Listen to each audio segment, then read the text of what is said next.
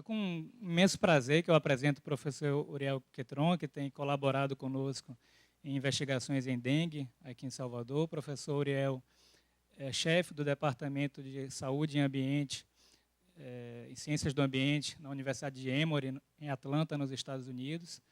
Ele tem uma bolsa de pesquisador visitante especial do Ciências Sem Fronteiras e está aqui conosco desde fevereiro. Ele vai ficar até junho, julho.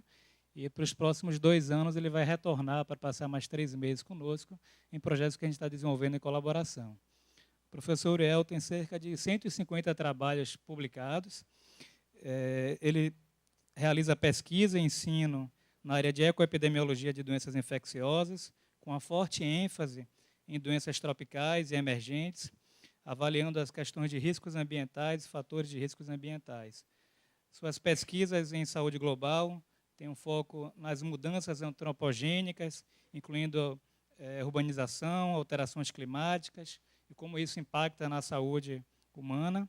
Ele tem trabalhado, sobretudo, com dengue, malária, ectossomose, o vírus do Nilo Ocidental e doença de Chagas, em colaborações em diferentes países, como Brasil, Peru, Quênia, Argentina, Austrália, e tem também colaborado, ensinado, através de oficinas, o uso de técnicas de análise espaciais, sistema de informação geográfica. Inclusive, teve uma oficina que nós realizamos e o professor ministrou há cerca de 1 mês atrás, com participação de alunos da pós-graduação, de graduação aqui do ISC, mas também com alunos da pós-graduação da Fiocruz e com servidores técnicos do Centro de Controle de Zoonoses de Salvador. Então, é com grande prazer que eu vou passar a palavra ao professor Uriel fazer sua apresentação e, na sequência, a gente abre para perguntas. Obrigado, é um prazer estar aqui e agradeço ao professor Guilherme Isque pela oportunidade. Peço desculpas por fazer minha apresentação em inglês, mas as slides de PowerPoint são em português e espero que isto faz fácil seguir esta apresentação. Okay, so what I want to do today is talk about movement of humans and mosquitoes in relation to arboviral diseases, and I will only have time to talk about dengue, so I will not talk about other arboviral diseases today. What I will do is I will talk generally about human movement and movement of mosquito vectors, different scales, how we quantify the movement. I will use 2 examples, one from a study of an outbreak in Queensland, Australia, where we look at the active mosquitoes of humans and of humans and mosquitoes. And then I'll talk most of the time about an ongoing study we have in Iquitos, Peru. I'll talk about human movement on a relatively fine scale and mosquito movement on a coarser scale along rivers and roads. And then I'll have some conclusions about dengue movement, some recommendations, and if I have time, I'll make a few other points as well. So why do we want to study movement? It really is the driver, the main engine for ecological dynamics on the individual, population, and community levels. It determines feeding, reproduction, competition, search for resources. All of those depend on movement. And it determines how populations are distributed. It helps understand metapopulations, phenomena such as migrations, invasions, etc. And of course, it's also relevant for evolutionary process. From our point of view, we are interested in movement as to how it impacts the dynamics of infectious diseases, exposure, mixing, and propagation or amplification of pathogens. So if we talk about movement and mixing, the initial assumption when people started looking at population was that populations are homogeneous. They are mixed in a homogeneous or random fashion. And that, individuals move from being susceptible to becoming infected and then to recovering. in truth, populations are highly heterogeneous, and contexts are heterogeneous as well. They are not random at all, and they depend on a variety of factors, including movement, which is not random, neither in space, nor in time, nor on the individual level. So the probability of transmission varies according to the individual, the group, and the location. I don't want to say anything about that. So if we talk about movement, of humans, we really talk about social contexts. And what determines the movement of pathogens between people or between animals, for that matter, is how people are mixing, at what rate, with how many, and how often.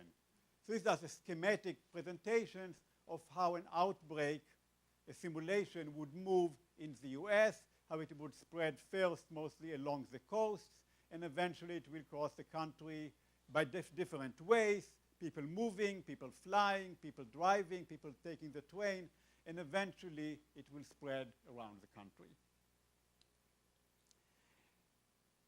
If you try to understand the spatial and temporal model dimensions of movement and transmission, we actually developed a basic model for that is worked by one of our collaborators, Steve Stoddard, that works with us in Peru. And we were trying to understand how movement determines the exposure and the dynamic of transmission. We look at what happens during the day, for example, when you go to work or you go to school, what happens seasonally, people may be moving for work during one season and come back, how you move long term, but, between years, and how there may be a major migrations of people moving, for example, during the slave trade, a lot of people were moved from Africa to Brazil. So we have to look at all those scales, and we have to look both temporally and spatially. So we may be interested in what's happening in, one bio in Salvador, or we may be interested in what's happening between, India and Australia, for example. And I'll try to talk a little about all the different scales. So if we talk about the global scales, that is what we are interested in as to how pandemics are spreading. Influenza, H1N1 is a good example. I know many of you are getting vaccinated right now, and clearly that is a global pattern of distribution, often starts from Southeast Asia, and relatively rapidly, primarily by airplanes, is moving all across the world. Another example is actually Chagas disease, which was limited to South and Central America, but because of intense migration from South and Central America to the US, we now have quite a lot of Chagas disease exposure through blood transfusion in the US. And in fact, all the blood in the US now has to be tested for Trypanosoma cruzi. On the regional level, that is probably the level that we studied the most. That's the level for which we have the most amount of data.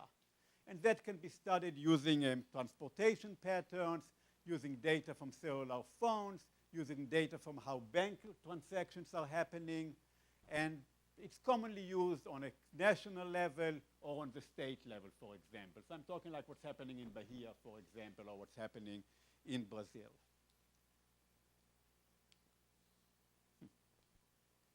Finally, the scale that I've been spending most of my time on is the local scale. And that is probably the most important scale for actual exposure of individuals to a pathogen. For example, the dynamic, within Salvador, even within parts of Salvador. It is not studied, hasn't been studied enough, mostly because, it's back. It's back. I think it's okay. And because there weren't so many data.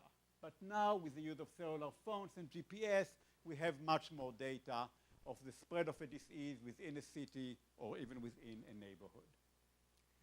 So if we talk about movement and how we want to quantify movement, there are many different ways to do it. We can divide it into statistical ways and mathematical ways, into dynamic ways and simulation ways.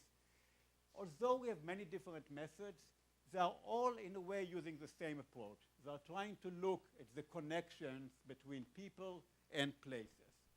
So statistically, we may use spatial analysis or network analysis or some kind of spatial regression. Mathematically, we may use diffusion models or individual-based models. There are many ways to do it, but they're all asking the same questions. They're looking at the connectivity. And if we look at connectivity, we are really asking, how are people or animals or mosquitoes connected? One way is to look at the patches. I live in the same neighborhood as you, so we have more connections. We go to the same, Barzinho at night, or we go to the same school. We have a chance for connections. Another way is basically distance. I live close to you, so we are more likely to encounter each other. We may belong to the same group. We both play in the same football team, or we both, go to the same class, so we have opportunities for contact. You're all here at the same time because you're all going to ISKE. And finally, there is actually the ideal way of looking at it, probably, is a network. When do you and I actually connect? Where does it happen? When does it happen? How often? And for how long? And that the network modeling is an approach that is becoming more and more popular to understand movement and transmission of diseases. I'm only going to talk about indirectly transmitted diseases, only about vector-borne diseases, but I want to quickly make the clear distinction between directly transmitted and indirectly transmitted diseases. So if we talk about directly transmitted diseases, like influenza or measles, basically you and I have to be in the same place at the same time for transmission to take place. It has to be simultaneous in space and time, and some people may play a major role. They may be the super spreaders, like the typhoid Mary that many of you may know about. If we talk about disease transmitted by vectors, we have to be at the same place at some point, but not at the same time. If you have dengue and you are, somewhere near my house, and I come a week later, then I'm at risk for getting dengue. But we don't have to be there at the same time because, in fact, if somebody will infect a mosquito, that mosquito, she will not be infective until a week later. So it's a different issue, and a lot has to do with the location. So there may be key locations or key encounters that take place, like the school or the football stadium, where transmission will take place, rather than a super spreader, one person that is especially important.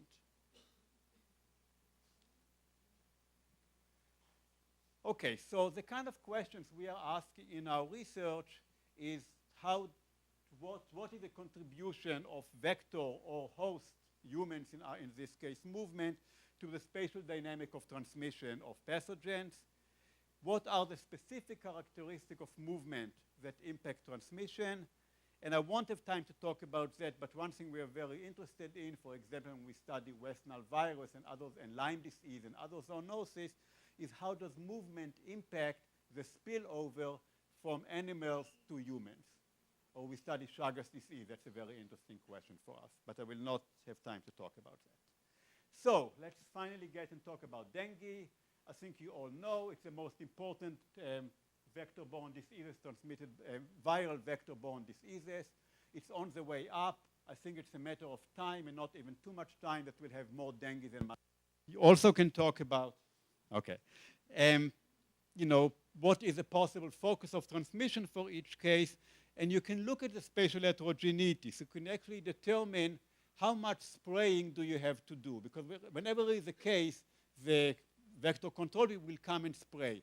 And we say it's not moving very far. If you spray within 100 meters of the case, you'll cover everything that is needed. So you don't have to go farther than that. But it's really important to do it in time. Okay, that's what I want to talk about, the Australia thing, which was a relatively simple story. And of course, when you hear about 400 cases in a city in a year, it doesn't impress you very much. I mean, you can have probably that many cases in a day sometime. So let's talk about what's happening in Iquitos, Peru, where dengue is endemic.